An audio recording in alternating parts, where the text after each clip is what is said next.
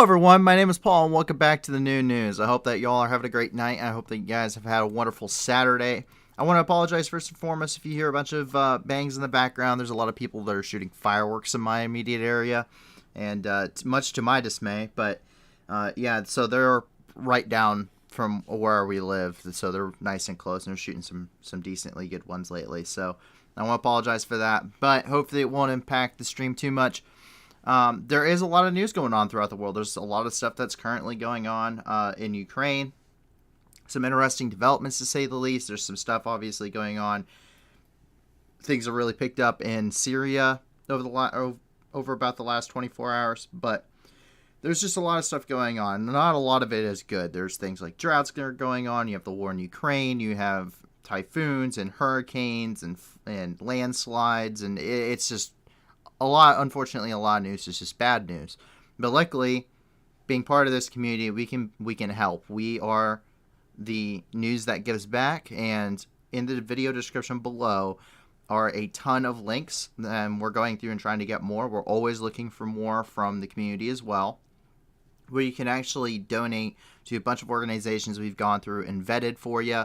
We made sure, one, that they were, actual organizations, they're credible, and two, we want to make sure that 80% or more of what those donations are actually go to their programs, meaning they actually go to helping people worldwide. So please check out all of those donation links. If you have any more, please we have a Discord link in the description too. Get with one of our staff members and let us know if you have any other organizations.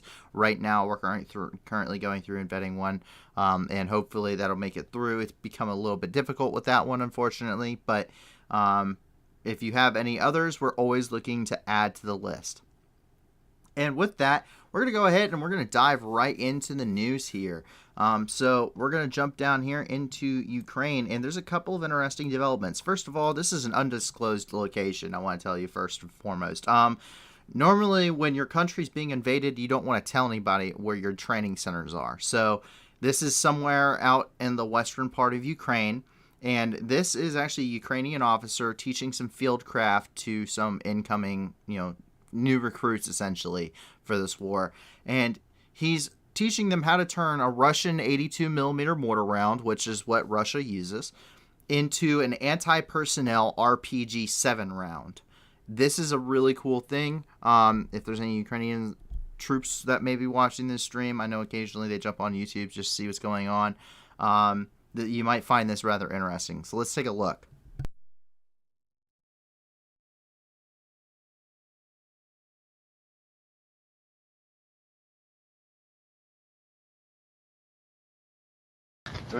Міна 82, яка перекручується і ставиться замість кумулятивного її гранати на РПГ-7. Для цього треба, звісно, два ключа трубних, щоб гранату саму відкручувати. Вона відкручується трубними двома ключами. Це окрема тема, покажу вам відос. І тепер я спеціально з фронту привіз. Це трофейна міна, це російська міна, щоб ви знали. Це російська трофейна міна. Я її привіз з фронту і з-під Лук'янівки. Тепер вам всім показую, що дуже пиляли. Я тільки пробую, чи не пиляють. Дивіться, тут спеціально є розвальцовка. Бачите, показую дві точки. Не підходьте. Взагалі. Показую всім всі коні. Дві точки. Бачите, от. Їх взагалі 4, бо вони з 4 сторін розвальцовано. Так, хлопці, тут треба, ясна техніка безпеки, я трохи спішу і друкую, тому що треба притиснути ногою, отак, дивіться.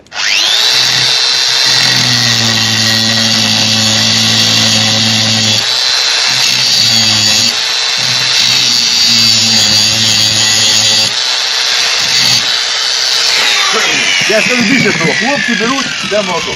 Взагалі з цією розвальцовкою фігачать і відбивають місці з розвальцовкою. Тому що вони просто забивають вместо стартового заряду. Так, беремо його, отак, беремо. І отак, ви не бійтесь, вона не взривається. Бо народ обсирається, не взривається, її можна кинути в буржуйку, вона вигорить і нічого і не буде.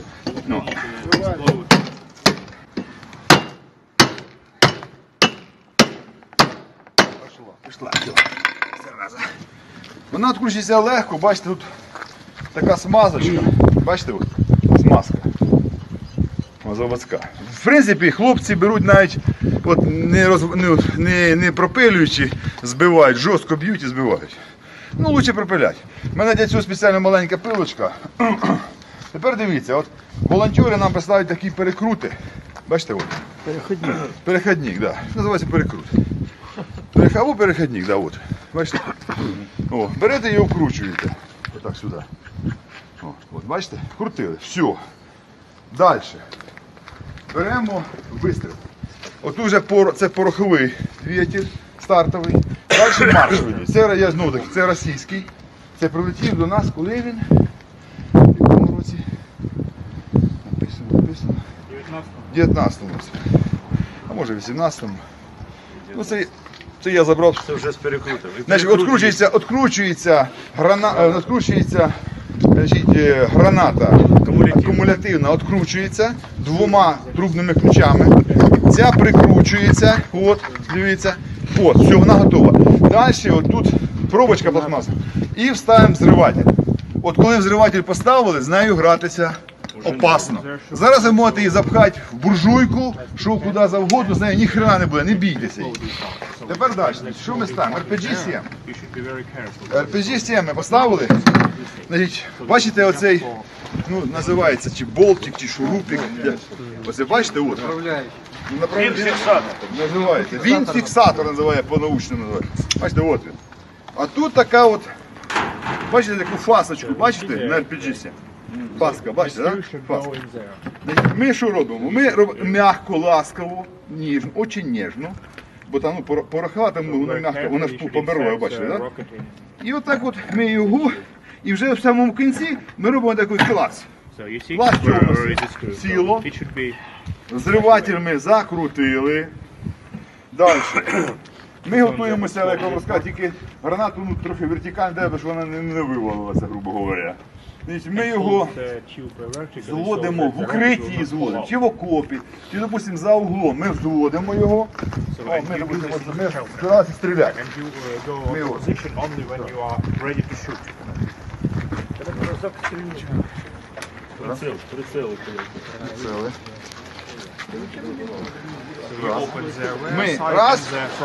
Ми присіли, значить, тут револьверна ручка, поставили, прицілилися, значить, взвели револьверну ручку, ставиться на запобіжник.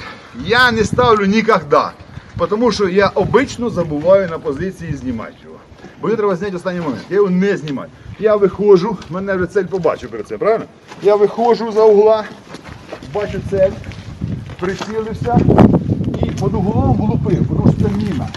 Якщо граната, ми цілимося вже по целі, як вас вчили. А міна, під навісом. So a little bit longer video of what we played, but it's really cool that you can do that. And that's called that's actually has a term in and of itself. Whenever you're capturing enemy equipment and stuff like that, it's actually called a TSE, which is an acronym for Tactical Site Exploitation. This is something that even the Russians have in mind. This is why the Russians, for instance, use 82 millimeter mortars, is because you can also use 81 millimeter mortar rounds, which are NATO rounds, inside of your 82 millimeter mortar. And so this is something that the Russians have in mind when it comes to this kind of stuff, but this is just ingenuitive. And this turns it into something that's anti-personnel. This means that, oh, I don't have any RPGs on hand. Well, now you do. And these aren't like heat rounds, which is high explosive anti-tank, which is what most of the RPG-7 rounds are. These are anti-personnel now because they're fragmentation. They're high explosive. So they're now have a completely different purpose. So that's a pretty ingenuitive thing. And here we have a Ukrainian flag that is going to be put into a museum. This is one of the Ukrainian flags that flew above the Azovstal. It was smuggled out by I'm gonna guess and say probably a civilian during the evacuations. I mean, you can just look at this thing. It is just torn and tattered and ripped, but that is reportedly going to be going into a museum. So you'll be able to take a look at a flag from the Azovstal whenever you go and visit Ukraine. And that finally brings us over here into the Donbass. And the Donbass is really the meat and potatoes of the war right now. That's where everything is happening. That is where the war is being fought. And that is where we're seeing all this bloodshed. The first thing that we have here is up here. I'm going to try and pronounce this. I fail at this. But Sviatohirsk was hit with artillery and also some machine gun fire. So the largest wooden church in Ukraine was actually burned to the ground after tracer rounds struck the building. Tracer rounds have magnesium at the end of them. This is so you can see it when it's flying through the air. They also have different types of chemicals you can put on the end. It changes the color of it. But the rounds going out, or they burn. It's literally burning at the end of the bullet. And when they hit something, they catch things on fire. So that's how tracer rounds ended up causing this wooden church to go, or to be engulfed in flames. There's also some shelling that occurred. They used some artillery in this area. This is something that the Russian Defense Ministry is saying has said that they are not operating in this area. But considering we can't believe anything the Russians say at this point. That is what's currently ongoing here. And so we actually have a video. So we have a couple photos here. This is from some of the shelling that was occurring in this area. And also, we have a video of the church burning. This is the All Saints Skeet, which is an Orthodox church. We'll take a look here.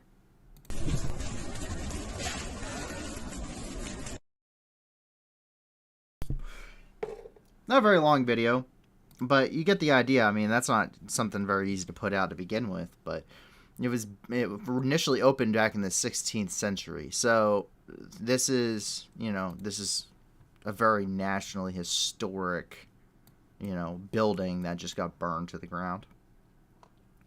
And as we move over here near Severodonetsk, we know that the fighting is still extremely difficult on both sides. The Russians are facing some major setbacks right now. It does appear that the 20% is true, according to other intelligence organizations throughout the world. They do believe that the Ukrainians were able to launch a counteroffensive, outmaneuvered the Russian forces, and regain the 20%, but we don't have enough independent information still inside the city. But as we move over here into Lysychansk, which is seeing an increase in Russian selling over the last, about 72 hours, the most dangerous mentality is starting to set in. And we've seen this throughout the entire war, but this, we've seen it more or less in adults. And that is the fact of, if it happens, it happens. Now we're seeing it in children. And you're going to see this video, and you're going to understand a little bit of what I mean.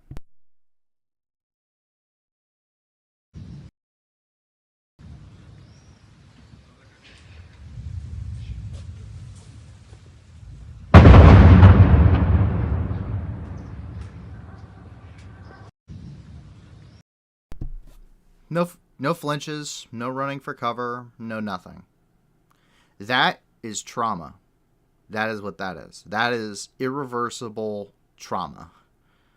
Now, this is the kind of thing when you're under sustained shelling like this, the first couple of times you're gonna be pretty scared.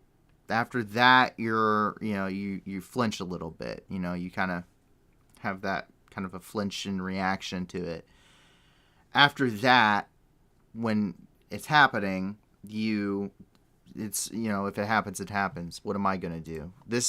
Nothing is worse than being under indirect fire, I would say, just because you don't know where it's going to land. You don't know where it's coming from. You have no way of, really fighting back. And really, it's just luck. It's complete and utter luck. When we were in Baghdad, we were at the Baghdad Embassy compound. We were shelled on and off for about a month and a half by Katyusha rockets, mortars, all sorts of stuff. So it's really just luck. It's really lucky of the draw. At least we had, early warning detection systems, and they blasted an alarm every time, but even that didn't matter. Some guys, after 3-4 weeks of this, just stopped even getting out of bed when the alarm started going off, because well, if it comes through the window, I mean, what am I gonna do? What's my vest gonna do? What's my helmet really gonna do? Probably not a whole lot. But after that's over, and after the situation is done with, and then that's where, for instance, with fireworks, you see people that are very jumpy. They don't like fireworks. You try to get out of town. That's the kind of stuff that it's in the time and in the present is just something that people get very unfortunately very used to. But these are irreversible effects on people and irreversible trauma, especially to children. And when you're seeing this mentality in them, that's horrifying. You expect this out of Ukrainian troops. You don't expect it out of children. As we move further down the front here, we can see a Russian view for the Battle of Bakhmut. Now, the city of Bakhmut isn't quite engaged yet, as a fact, but the Russian forces are definitely pushing towards Bakhmut. We actually talked about this a little bit earlier in the war, where they had like Bakhmut or bust or something on their vehicles, on their tank barrels and such. So we know that they were planning on pushing to here anyway, and it looks like that's the case as they're pushing from Popasna and kind of moving southbound. They're facing a lot of resistance northbound though. But we've showed over the last few days Ukrainian helmet camera footage, but now we have Russian helmet camera footage where they're engaged in a firefight outside of Bakhmut. These are the VDV, or the Russian paratroopers, that are engaged here. Now, would this normally get released? Probably not, and I'm pretty sure the only way it would is, well, depending on how you see it, unfortunately or fortunately, the individuals involved, or at least the individual filming, would have had to have been killed in action and this footage recovered. So let's take a look.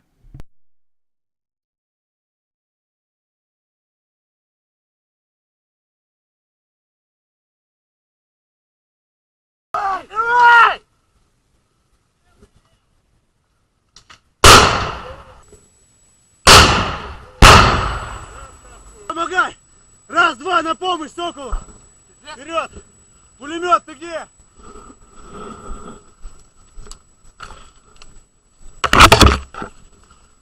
Сука, не видно никого, зеленка ебаная. Вон того? Прямо.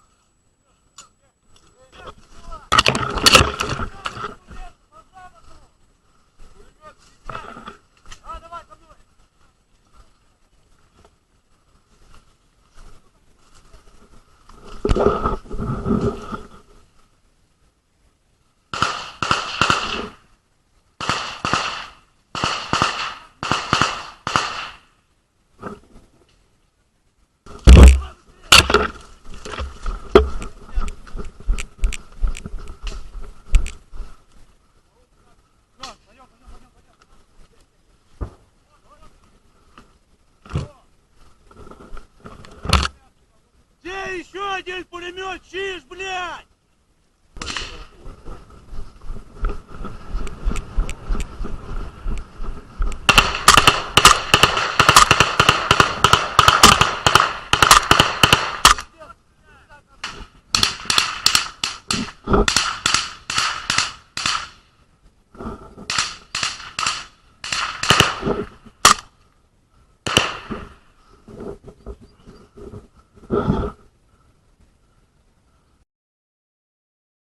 So very interesting to see combat footage actually coming from the Russian side. Now, we saw a little bit of this very long after the fact, like for the landings at Hostomel, where VDV conducted an air assault. I believe it was the 7th Brigade conducted an air assault there, and were essentially immediately wiped out because they were not expecting very heavy resistance, and they did. They got immediately wiped out. But to see the fighting, especially from the Russians, first of all, a little bit of a different tactics here you're seeing. Now, to the average person, like the average viewer, you're not going to be able to notice a whole lot between the different firefights, especially like the one we showed yesterday, in this one. Now, there are some similar characteristics. First of all, he's trying to get to cover. They're trying to get to concealment so that they can't be seen, they can't be shot at. But if you notice any Ukrainian combat footage, you'll notice that you're not usually seeing them wear like heavy packs. You're not seeing them carrying their full combat load. They're just carrying what they need for the actual engagement. They normally seem to be staging their stuff prior to engaging, and unlike getting engaged. And they're normally traveling lighter. We also noticed that too. A lot of them are carrying day packs instead of your average assault pack, instead of carrying your actual main pack. Now, you can fight like that, but it's extremely difficult. And you see some of these guys, they're having trouble, really moving around inside the woods because they got these big, heavy packs on. They got their ISO mats, which are these mats that keep you from freezing when you're laying on the ground. They got those rolled up under there. It's very difficult to fight like that. You can, but it's extremely difficult. And you see some of the later in this video where some of the guys are dropping them. But these guys are obviously traveling a little bit heavier, which makes sense. They're the VDV, but they should be getting supplied. They're not really conducting like actual paratrooper operations. These guys didn't jump into Ukraine. They probably came in with some like BMPs and gas trucks and whatever else. And we're also seeing, they're using anti-tank weaponry on something that's not anti-tank. They're trying to use it in an anti-personnel capacity. Makes sense if it would say urban warfare, but out in the middle of nowhere, not really. And also you're seeing them that they're much more in the open. They're keeping themselves a lot much more in the open. You see them laying on the roadways. You see them, these guys are just out here in the field. No, this just could be a happen of circumstance, but generally speaking, this is not where that guy in this closed frame here, where my cursor is not in a very good position. He's in the open. Everyone can see him. He has silhouetted himself. As you can see, there's a dip in the land here. Not very good cover, my friend. And we can see that M109 Paladins are already in action. So the M109 Paladin is a 155 millimeter self-propelled gun. We saw these coming into Ukraine earlier within this week and very late last week. Now, in less than a week, they have already hit the front lines. They're already being very widely used.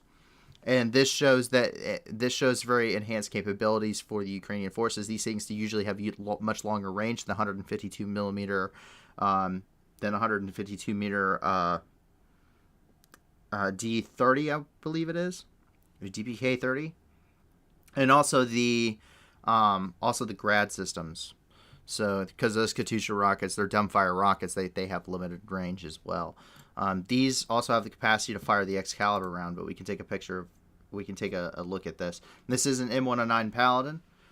You can tell it has unsupported suspension there, very large turret, but also the muzzle brake on the gun is very unique. It also has a non-concentric bore evacuator, usually to the rear of the center. That's usually one of the ways you can tell it's a NATO vehicle. But the fact that these things are seeing wide action is already a good sign. And that is a newer model of the Paladin. Some of the older ones have a much higher profile. So you move over here, down in Makivka, which is near Donetsk, we can see that a Russian ammo depot was destroyed in Makivka. Once again, another ammo depot, just another one. And they keep hitting these things, and it keeps slowing down Russian forces. Take a look.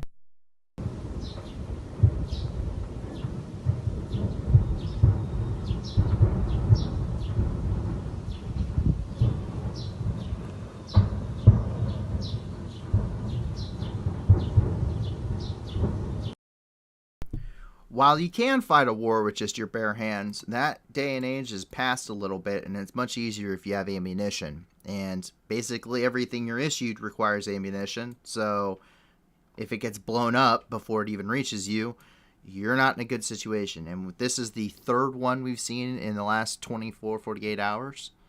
So they're doing a number on it. That being said, I have never said that Ukraine is a saint. And I want to make that very clear. I have never said that Ukrainian forces wouldn't commit war crimes. I have never said any of that. In fact, I've said that it has happened. It definitely has probably happened. That we've heard the UN talk about it happening. And we discussed that earlier in the stream, or in an earlier stream, I should say. But whether this is a red flag operation, which it could be, or whether this is a Ukrainian strike, either way, it's a war crime. But this is definitely pointing more towards the Ukrainian forces at this point until we have further information. And that is that Ukrainian forces seem to have used Grad systems in order to hit downtown Donetsk, which is occupied by Russian forces. Donetsk is a very large city, as you can see here, and it's very close to the front lines. It's also a very large staging point for Russian forces, and they used roughly 20 Grad rockets from the BM-21 Grad system, so Katyushas, hit downtown occupied Donetsk. We don't know of any casualties at this point. We don't have any of those details. We just have a lot of films that did come out today regarding this. It's a war. And while we do talk a lot about Russia having war crimes and conducting these war crimes, you talk about Mariupol, you talk about Bucha, Irpin, Hostomel, Chernihiv, Kharkiv. You could talk about any of these cities, Kramatorsk, where we saw like 50-something people get killed by a Toshka U, and they said that it didn't even use them. And we had 6 different points where, yeah, we know they did. We know that they have them. So I'm going to show you these videos, and we'll talk about it a little bit more.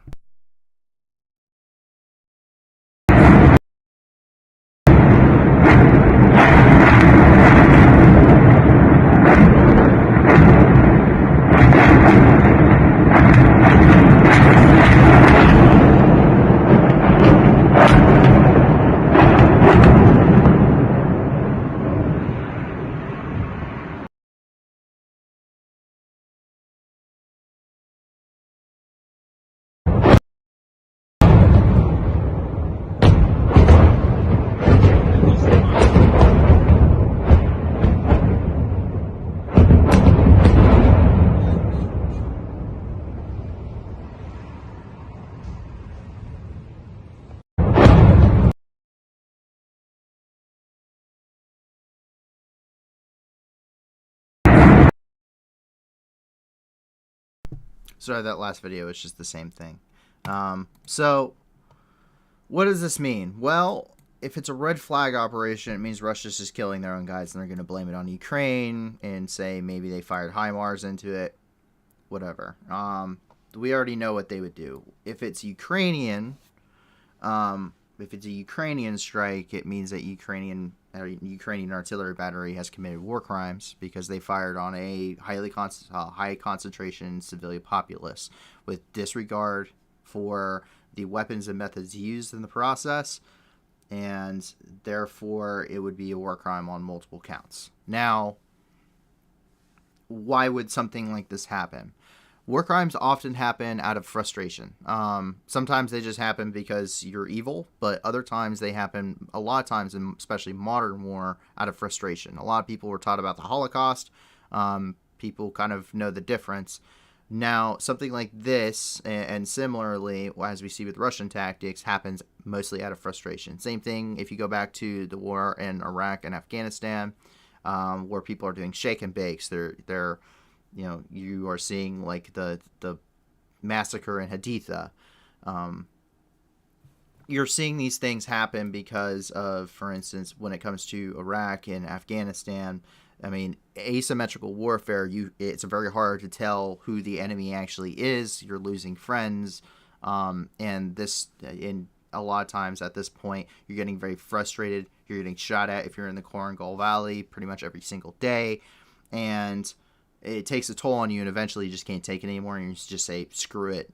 You know what? We're just going to kill them. And a lot of times that means you kill something with the most deadly form you can, and sometimes you want to make them suffer. It's vengeful, and it's not correct, but it's vengeful, and it's out of frustration.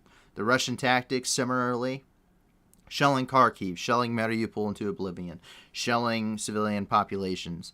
The Russians are hitting a brick wall, and they're having a very hard time fighting it. They're having a very hard time pushing through. They're taking heavy casualties. They're taking heavy losses. They're losing men and material on a massive scale every single day of the war. And eventually, people will start breaking. Well, if we aren't able to do enough precision strikes, just level the city. You don't have to clear the city if there isn't a city to clear anymore. You don't have to clear the house if the house isn't there anymore. And that's where you're seeing the frustration. You even saw that specifically in Mariupol, where they went from shelling it like they had the rest of the city. Then they started carpet bombing it with their, with high level altitude bombers. And then you saw them using, and this is by video evidence, we're not even going to hit the chemical thing. And then you saw them using incendiary munitions on the Azovstal.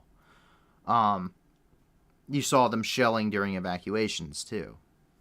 So it's mostly out of frustration on both sides. And so that is how a lot of war crimes come about, to kind of give you the idea. But that doesn't make it any better. And should this have been a Ukrainian strike inside of Donetsk, it would be a recorded war crime. Now, is this the first time something like this may have happened, or a war crime in general on Ukraine's part may have happened? No. I'm sure there's a prisoner somewhere. I'm sure there are Russian prisoners somewhere who have been executed summarily by Ukrainian territorial defense forces. Why? Well, your country's being invaded. Your families may have been killed. Yeah, I probably would want to execute the guy too, but you can't. It breaks the Geneva Convention. And so that is the current situation. We don't know who has conducted the strike, but the evidence is currently pointing toward Ukraine until other evidence says otherwise. So with that going forward, does this put a damper on how people perceive Ukraine? Yes, but we have to understand this is a war, and even the Allies during World War II were not perfect. And so that is the news ongoing inside of Ukraine. So with that, some pretty dark stuff. A lot of dark topics today. But that's just the nature of war. There's no Patron today.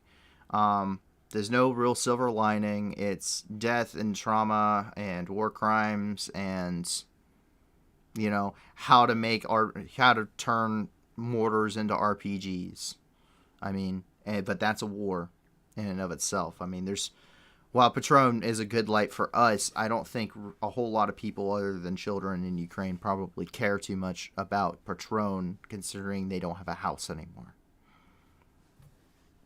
And as we move over here into Moscow, we have a couple of different things. So Medvedev's son was sanctioned. He was rather upset, especially on Russian media today, regarding this. So Medvedev's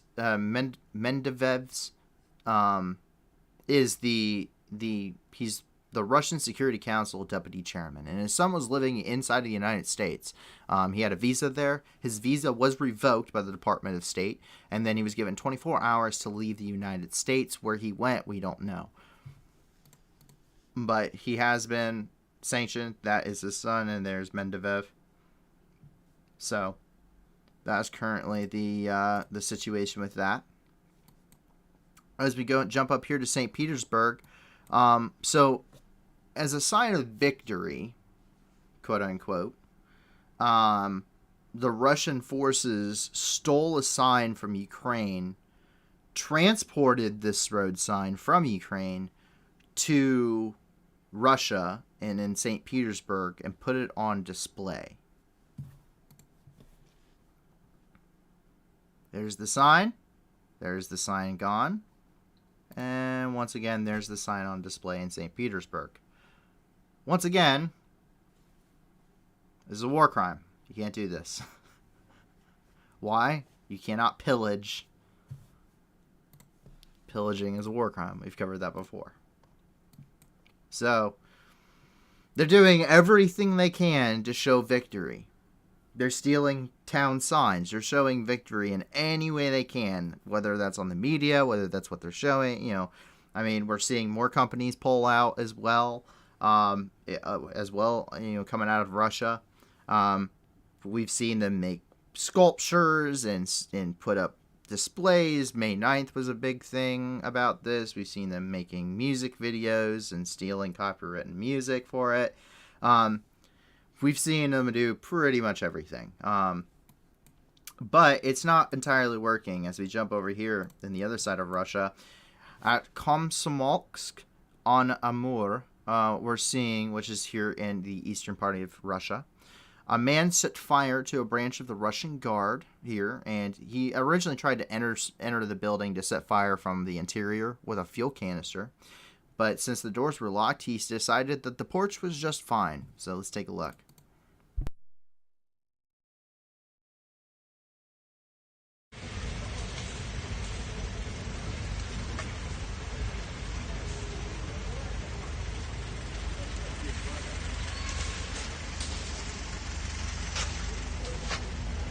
Пиздос нахуй.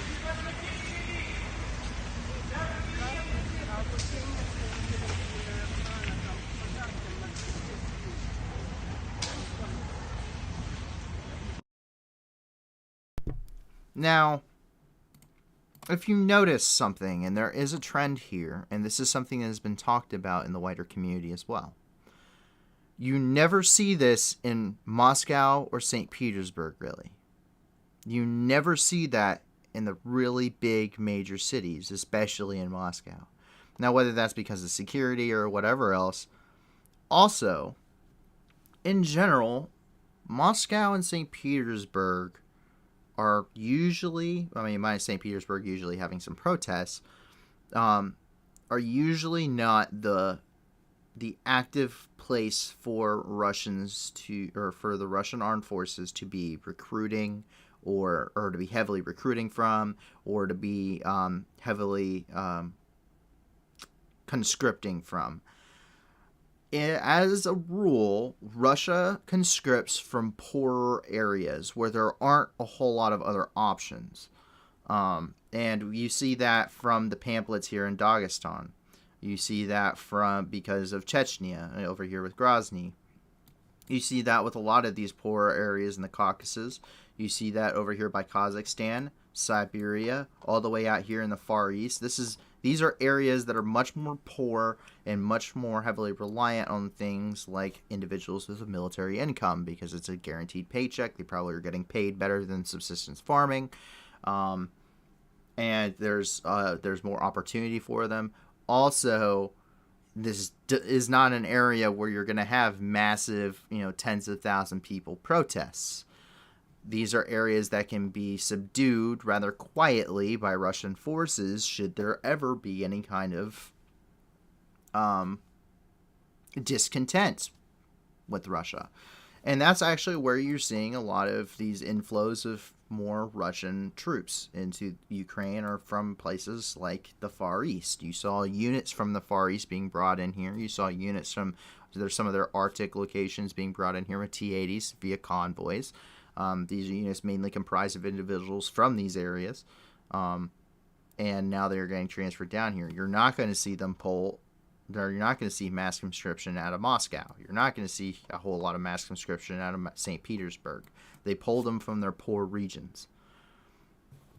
So that's why you're seeing in places just kind of dotted randomly around Russia where these large fires are going on, because that's where people have hate and discontent for the Russian Federation right now, because they could be conscripted into a war and they're a lot more likely to than, say, your average kid going to university in downtown Moscow.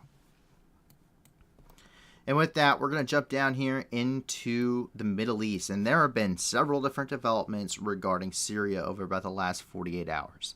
Syria is currently sitting in a very precarious situation. You obviously have about 40 different factions or so that are fighting within Syria. It could be more, could be less. It's just kind of an estimate there for you. But that is, when it comes to geopolitics, that Syria is really confusing and frustrating. And I've gone over a little bit over it to simplify it for you here before. But right now, Turkey, which has about a 30-kilometer security zone inside of Syria that they created when they invaded the country back in 2019, is currently looking to expand from 30 kilometers to 60 kilometers. Specifically, this is to limit the capabilities of what they're saying is the PKK, but in general, Kurdish, what they would label as terrorist organizations or Kurdish fighters that are fighting within Syria. Turkey has a really big problem with the Kurds. I would even put it as far as they are oppressing the Kurdish people. And that's based off of my own opinion. Those may have different, but the Kurds have always kind of been oppressed. They are the only really major ethnic group in this region that really doesn't have their own country. You have the Ottoman Turks, you have the Arabs, but the Kurds not so much. They have semi-autonomous regions in the northern regions of Iraq and Syria, and that is considered autonomous. Iraqi Kurdistan or Syrian Kurdistan. And the Kurds are the ones that are backed by coalition forces as well, whether that's the Polish, the United States. That is who we're with. The Syrian Democratic Forces is mainly comprised of the YPG and YPJ. Very cool group of individuals. I got to work with them a lot when I spent 4.5 months in Syria. Really cool group of people. Really nice. I don't have enough nice things to say about them. Very tough fighters. They also take extremely high casualties, though. That is just an unfortunate fact regarding the whole war in Syria. But that's currently what Turkey's looking to do, is extend that security zone from 30 kilometers to 60 kilometers. While the SDF may be fighting the Syrian forces, the SNA or Syrian National Army, they are not interested in getting invaded by Turkey any further, and neither is Syria as a country. Now, the Russian Federation and Turkey have been conducting joint patrols along this entire northern region, especially in the areas surrounding Aleppo. They are already occupying, like I said, about 30 kilometers, including an area known as Afrin, which we'll get to here. And they are, and the Syrian National Army and the Kurdish forces and rebel factions have really put aside their differences because there's nothing more unifying than a common enemy. And so we're seeing large military exercises currently going on in the border region, and a lot of Assad forces moving north of the Euphrates River and actually integrating near and around these SDF forces. And normally they do pull back to their original starting positions, essentially, once Turkish incursions are kind of over. So we're looking at here up in Afrin, where we're seeing that there's a large anti-Turkish protest here in Afrin, which is currently occupied. So there's they're specifically protesting the Turkish occupation, and there are reports right now stating that pro-Turkish militias, mercenaries, and maybe even armed forces have actually opened fire on the protesters with live ammunition. So we'll take a look at some of these videos here.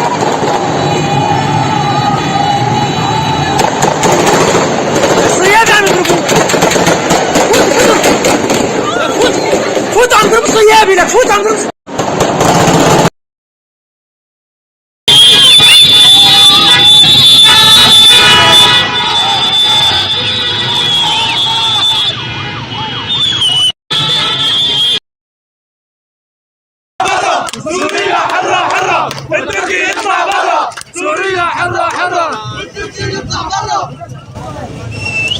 يلا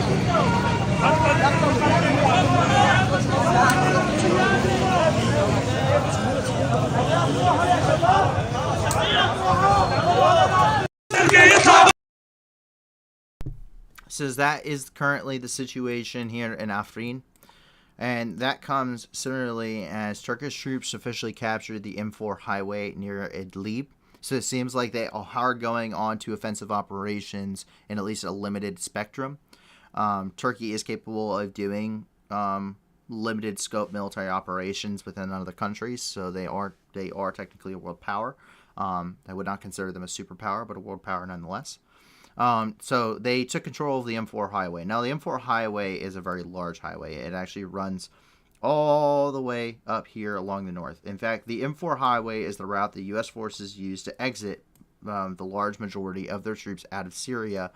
And this is within a lot of this, especially up here near Talamis, is actually up within the security zone, which is one of the reasons why it was so important that U.S. forces withdraw so quickly and so suddenly. Because should Turkey move into this area, you could end up getting engaged on accident or whatever, but more than likely by accident by these forces. So that's kind of what we're seeing here, is they're capturing the M4 highway north of Aleppo, just south of Aleppo, because what's happening is it's preventing further ingress of Syrian National Army forces up the M5 and the M4 over here from places such as Latakia, which is a large port city for them, and also moving up from Tripoli. So that's kind of what's going on here. So you have Tripoli down here. So that's kind of the situation. So now that is in Lebanon, but Hamas is also fighting in this. So as we're moving here, but they're taking control of this, and this is because the Idlib Jihad is what they're trying to say they're putting down here.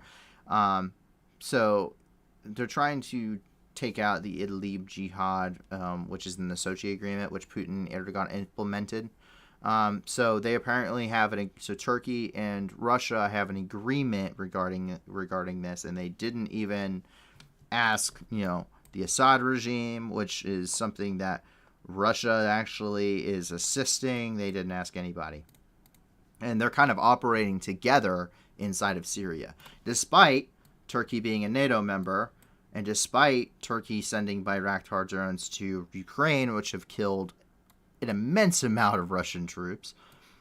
And you're kind of seeing where Turkey, once again, is kind of the redheaded stepchild of NATO. Turkey has very different views when it comes to the rest of NATO. Turkey has a rather different past.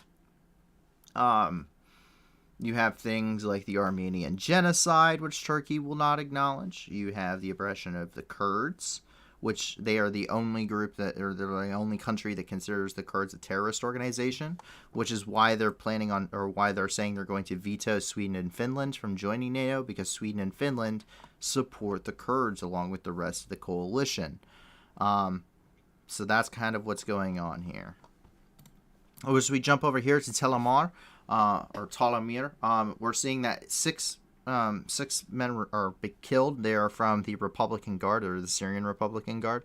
They were injured. I misspoke there. Apparently mistyped. They were injured during this. And this is from artillery units of the Turkish armed forces that were targeting this city. And this is a target for the Kurds because Kurdish forces are stationed in this village. There are basically Kurdish forces stationed in every single village. You're talking about Helasaka, Al-Shaddadi, Tel Fagami, Al-Suwar, Al-Spokane. You're talking about Deir ez-Zor. You're talking about any of these places in this region. So this is absolutely Hovish today, or fantastic in Kurdish. And you can take a look here.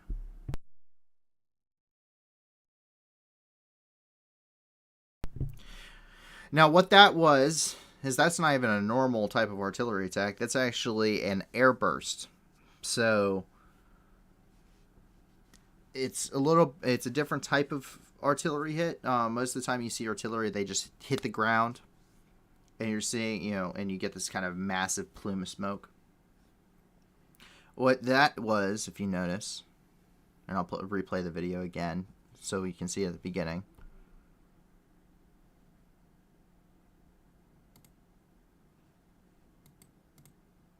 So you see that? It bursts above the air, and then what that causes is it causes a massive amount of shrapnel from that blast to rain down on the troops below. So it's meant to be an anti-personnel way of...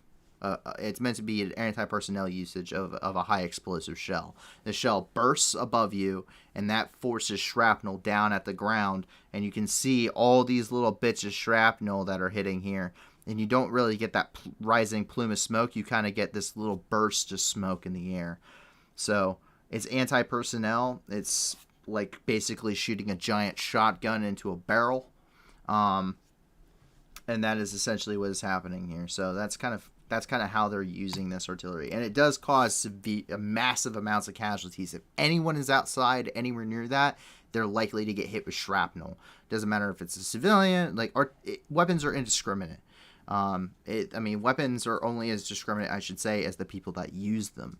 And this goes for your smaller firearms to things like artillery, which have a much bigger impact. And this is, and obviously you can see this is, and most of these are also not the best built buildings either. You see there are a lot of mud structures. They're still really nice houses. They are pretty nice if you've ever been in one, but their outer coating is mud. That's kind of the basic thing. They don't exactly have a lot of forests in the middle of the desert, as you can tell. So there's not exactly a large amount of wood. So these shrapnel and larger caliber weapons are going to go through a lot of this much easier than, say, your average building built out of cement, like a Soviet bloc style, apartment building or whatnot. So these are a lot more susceptible. So it's very possible that a lot of that shrapnel also went into the homes directly underneath it. So even if you're in cover, it's not entirely safe. As we come along here, we see that Turkey and pro-Turkish forces held a large military exercise. So this is in a separate part of the country. We did not have an exact location, but the Syrian opposition conducted a large-scale exercise throughout northern Syria, and this is together with Turkish armored formations. So the Syrian opposition had about 2,000 military personnel that took part. Once again, there's about 40 different factions. So this could have been pro-Turkish militias, as I said here, which they realistically would be if they are assisting Turkey with pushing into Syria. But there's also groups that are currently aligning with Turkey just for the sake of they really hate the Assad regime. Now, the Kurds, who are ultimately the targets of this, are not on that side, even though they hate the Assad regime. They have kind of a peace agreement of necessity at this point in time to fight Turkey together, because it's a lot easier if you're working together than it is if you're still trying to kill each other. That will normally end, but we can take a look at this here.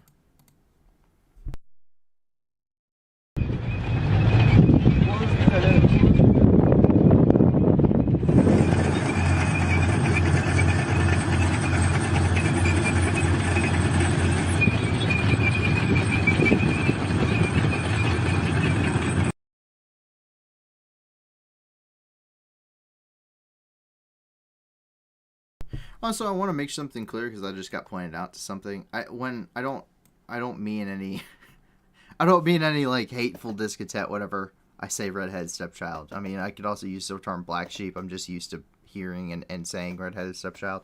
I just mean like Turkey's the outlier of NATO. That's all I'm meaning. I don't think that redheaded stepchildren are necessarily just bad. It's just a phrase. So I apologize if I offend anyone with that. I didn't mean to. So with that, we're going to jump down into Iraq, where we have just one point, and that's because the famine is really becoming evident here in the Saladin Governorate. So there is a very major drought currently happening in Iraq.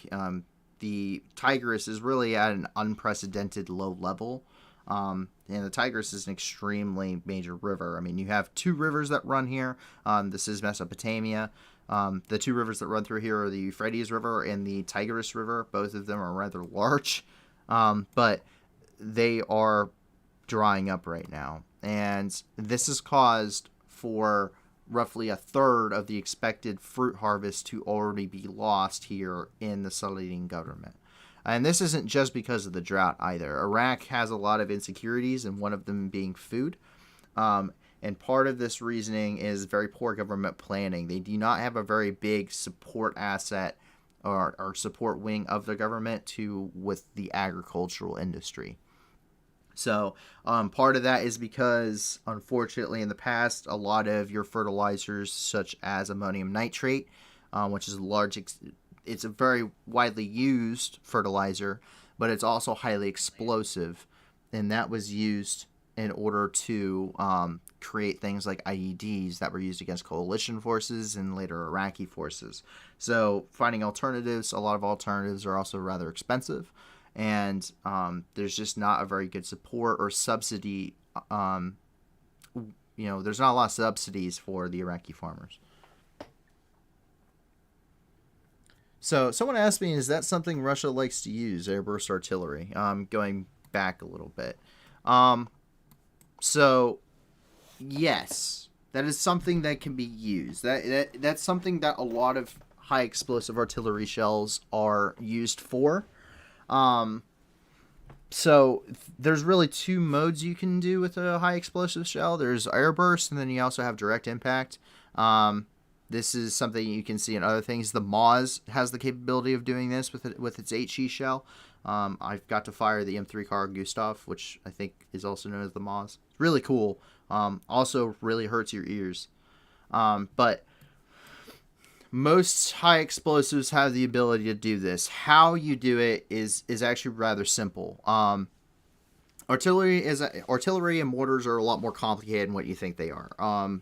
But in order, you can have delay impact as well. But how this works is basically you have to set the timer on, you have to set the fuse on an artillery shell. And what setting the fuse does, there's someone whose entire job is to do this. What setting the fuse does is it changes how long before the round goes off. So you can fire a delayed impact, which means that you set the fuse for longer than you need to, and then it will punch through whatever, like say a building, and it will go straight through into the basement, and it'll land in the bottom of the basement, and then it will explode. It's used to hit bunkers, and you can also use it to hit artillery. Hardened structures is really what it's meant for. But artillery not being the most precise thing in the world, it's not really best used for that.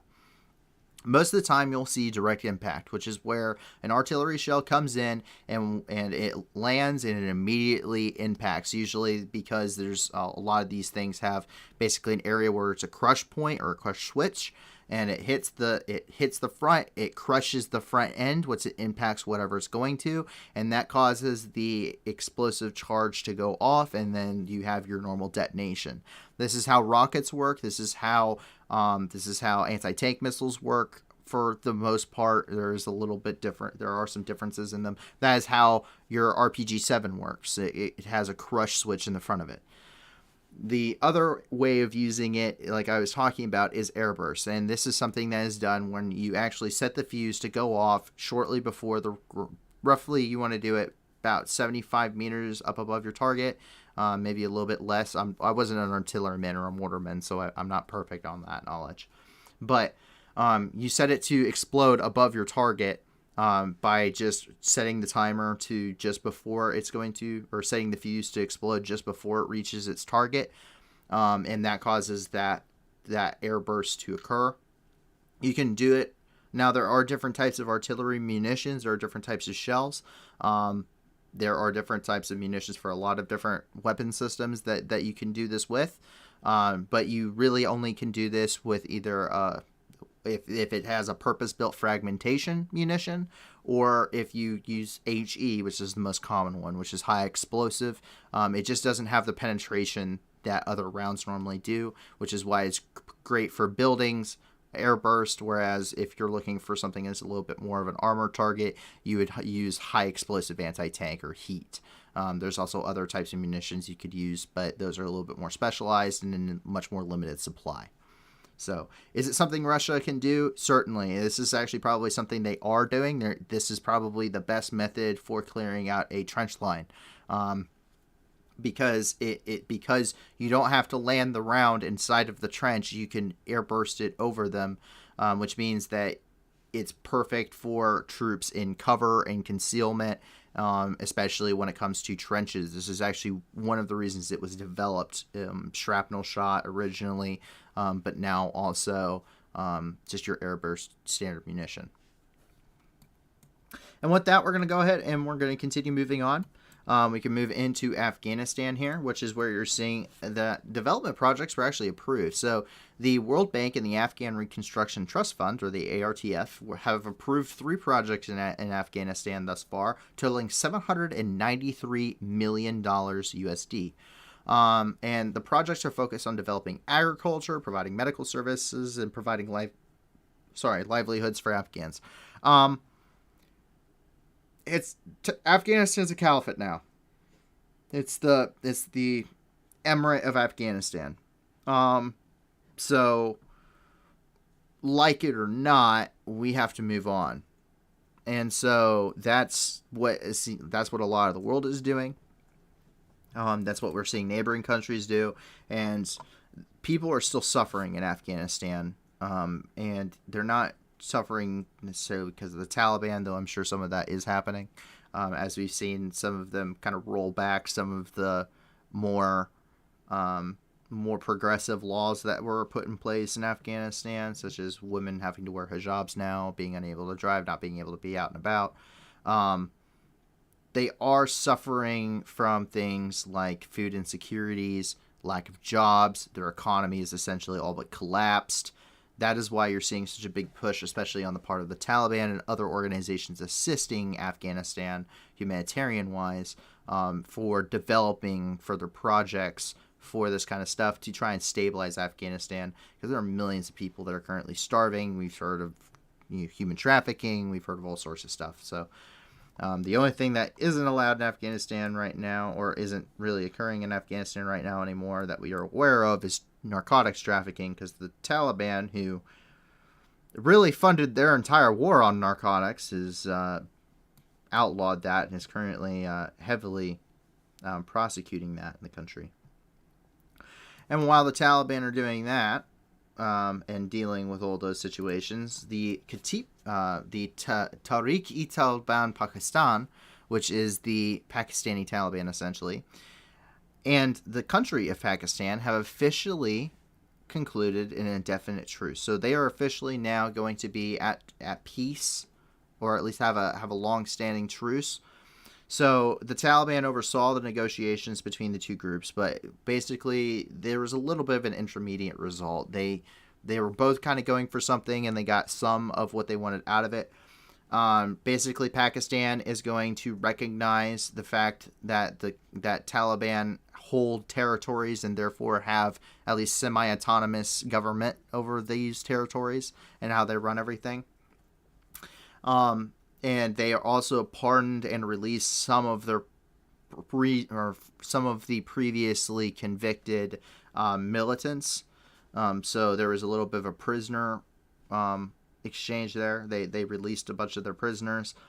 The group itself is requires the payment of financial compensation and for the right to leave their weapons. So they're going to pay for their weapons, and so that's just kind of how it's working out right now. Basically, they conceded a little bit on both sides. They came to what they considered an amicable agreement for both sides, and that's kind of where we're at. So the Taliban, or the Pakistani Taliban, and the Pakistani government are essentially at a truce right now. It's not really a peace yet, but it is at least a truce, so it's a step in that right direction. As we move over here into Kapur, so this actually occurred yesterday, but a large number of Muslims in the city of Kapur started to protest, and they closed the shops of Ignigants and threw insults at the prophet, or because people were closing their shops and they were throwing insults to the prophet Muhammad. This is coming from the speaker of the ruling Bharatiya Janata, or the Indian People's Party. So in response, the Indian police and the local Hindus staged basically counter protests in Muslim areas, insulted the Muslims. So this is because the Muslims see these as state affairs. They see that the state is really, at least at the very minimum, turning a blind eye against the Muslim population in the country, which they see as the norm, especially by the Indian People's Party, and they kind of see them as having fascist or nationalist ideas. This is something that we can say is at least true to some extent, based off of history between, say, India and other countries, especially when it comes to Pakistan, which not only are extremely different, but on ethnic lines, but also very different on major, basically, religious lines. There's a lot of point of contention between these two regions. That's one of the points. That's one of the, on top of the Kashmir, that's one of the reasons why Pakistan and India do not like each other. They're ethnically different, and they're, even more importantly, religiously different, which makes them fundamentally different on multiple levels. So that is why the large Hindu population is really disgruntled when it comes to, say, the minor, the minority or the Muslim population in that region. And you're going to see that throughout India, unfortunately. For whatever reason, though, you never really hear a whole lot about Bangladesh, despite Bangladesh also being, from my understanding, a predominantly Muslim country. They don't seem to have an issue with them. As we move over here into China, there was a train derailment in China. This is actually a high-speed train that derailed here in southern China. And what ended up happening is the train conductor was killed and 8 other people were injured. 136 people were evacuated, though. This happened about 10:30 a.m. local time after it hit debris from a landslide on the track. So the conductor did die in the hospital after he was removed, and 1 crew member and 7 passengers were also removed from the train and were taken to the hospital with injuries. They are currently doing an ongoing investigation regarding the incident, but we don't have any further information at this time regarding it. But it does look like a rather serious derailment, as you can see here. The entire front part of that cab is just gone. So that is currently the ongoing situation in China. They've had a lot of issues with transportation lately. Take a look.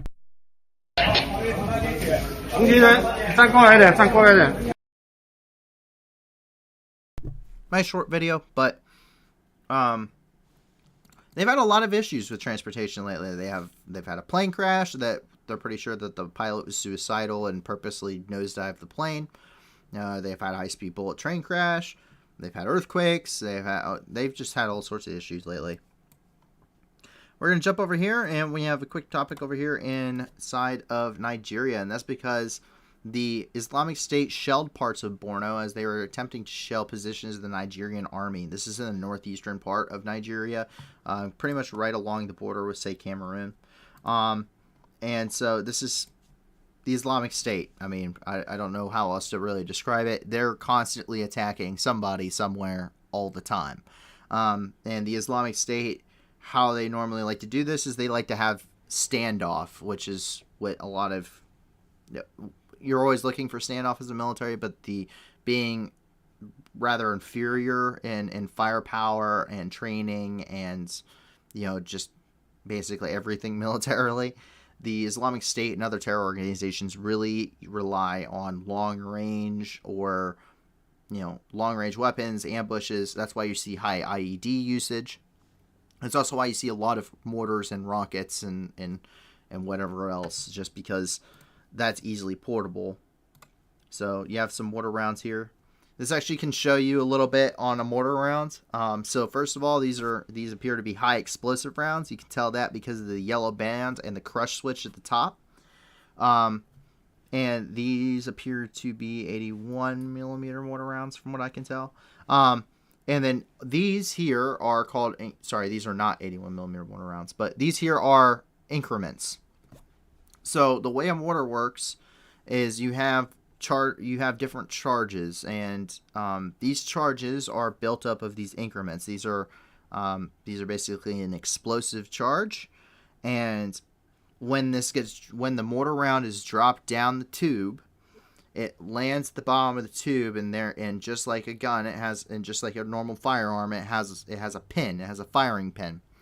When you put it down the tube, the firing pin strikes the bottom of the round, sets off the primer that causes an explosion, and then if you add increments onto this causes the round to go further, and that's how increments essentially work. They extend your range, and you need these in order to change if you're going to shoot, if you're going to shoot 500 meters as opposed to 3 kilometers or whatever. That's how you change is with these increments, whether that's charge 1, charge 0s, no increments, charge 1, charge 2, charge 3. Each one of those additions is an increment. So that's how that works. And then of course we can see here the Islamic State firing a mortar round. If you notice, there isn't anybody around the mortar going off. Now, something that was a tactic used heavily by insurgent forces in Iraq and Afghanistan was they would actually freeze a mortar round, and they would freeze it in a block of ice, and then they would put the fin of the mortar round in the tube. As the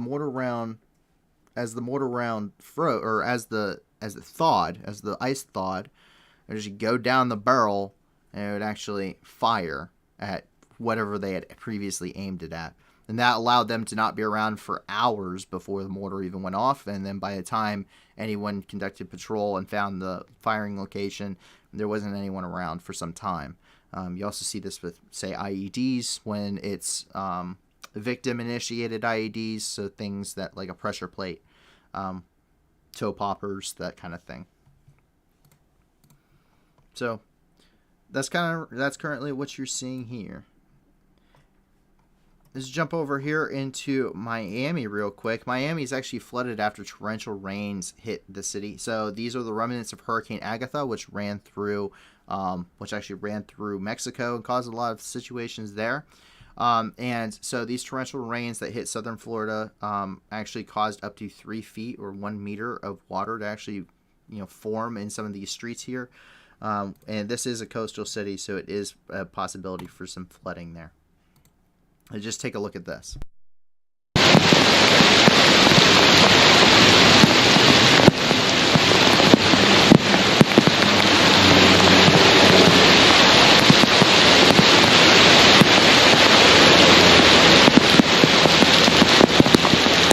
It's a Corvette! What are people doing?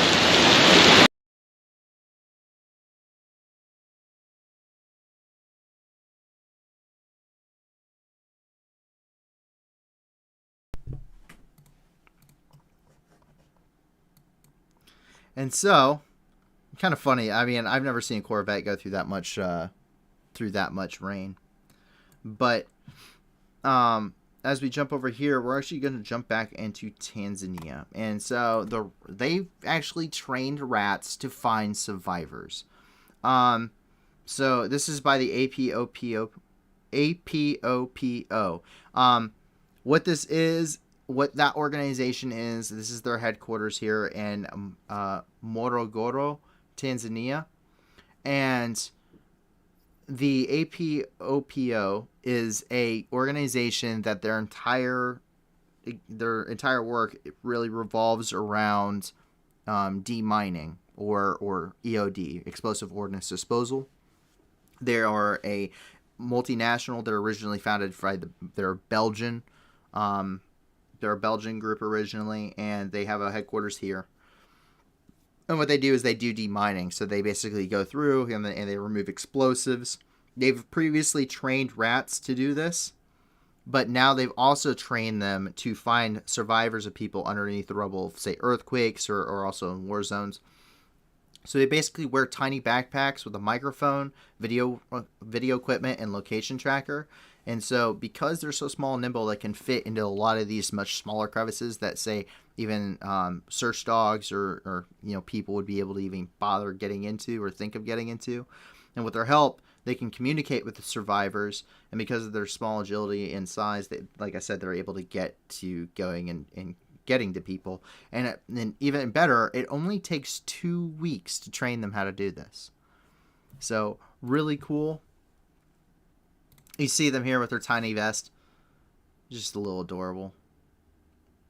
See, rats are adorable when they're like this. I'd hate seeing them out and about, like in your house or whatever. When you train, you put a tiny vest on them. You're sitting there, you're feeding it. These are little adorable things. So pretty cool. I would probably not be happy if I was trapped underneath some rubble and saw a rat. But I mean, if it's there for something good, I mean, I can't disregard it. I mean, that's pretty ingenious right there. Like I said, they've also used them to sniff out. They've also trained them how to sniff out explosives and gunpowder residue. So that's also pretty cool. And as we jump over here into Mexico, we can see that a Mayan statue was found near Palenque. And so archaeologists covered it's about a 1,300-year-old sculpture, essentially, and it represents the head of a Mayan maize god, maize being corn. Maize is the original form of corn. Actually, corn is a little bit different than what maize was at the time.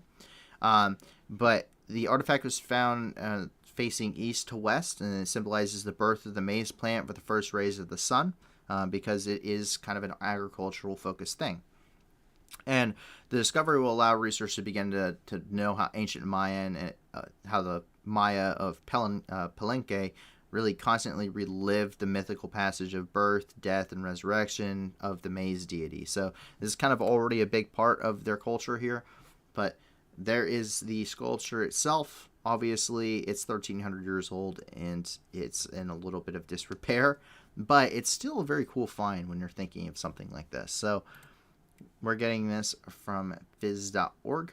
If you guys want to go check them out, there is the link below. So with that, that's actually all the news today. That's it. I mean, there's a lot of stuff going on. A lot of dark things. Of course, there's a little bit of humor in the fact that a Corvette's driving through 3 feet of rain in Miami, Florida.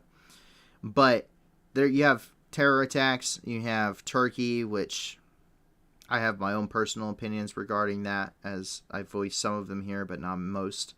You have at least the Taliban are attempting to have some work and restructure projects to bring in some work and finances and help people in their country, and they're trying to actually run a country. You have Pakistan making peace with their Taliban, which is good, but you also have the oppression of the Muslim people inside of India, and you have train crashes there in China. But there's a lot of stuff going on. DONETSK is irritating, regardless of who did it. While the evidence points to Ukraine right now, we also know that Russia isn't above or beyond causing a false flag operation. So regardless, I mean, those are civilian casualties. So that's terrible either way you look at it. The ongoing war, I mean, the fact that even children are getting used to this is terrifying. But luckily, with a lot of these situations, we can help.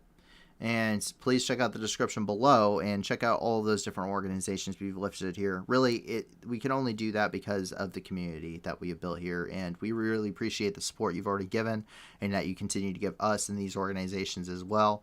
And I can't thank enough of the staff. They are the ones that really put this thing together and really make this possible. They do a lot of the vetting process. They do a lot of the research. I really just lend my voice, and I could not thank them enough. This would not be happening without them. But if you can't give a lot to a lot of these projects, at least give a little. And if you can't give anything at all, give us a like and subscribe. Because the more people that come here, the more people, of course, can get the independent news. But also, we can be much more of a news that gives back. We can actually actively go through, and the more people that are here, we can have much bigger projects, much bigger donations. Once we get enough people, we'll actually be able to put the donations directly on the stream, not just in the description. And you can raise money for organizations around the globe, and we can do good for a lot of different things. So please let your friends know about us. And with that, I hope you guys have a great rest of your day. I hope that you're safe and that you'll remain safe, that your family and your friends remain safe. And if not, I hope that you guys find that safety and security in the future, in the very near future, because I really don't enjoy talking about some of these bad situations, and I don't want you to become a statistic within them. So please take care. If you're one of the individuals that are, enjoying the nice weather out and firing off fireworks, please be mindful when doing so, but also have fun and be safe doing that. And other than that, I hope you guys just have a great rest of your night. Tomorrow's Sunday. I hope you guys have a nice, relaxing day. And I guess I'll talk to you guys later. So my name is Paul from the New News, and have a great night. Bye.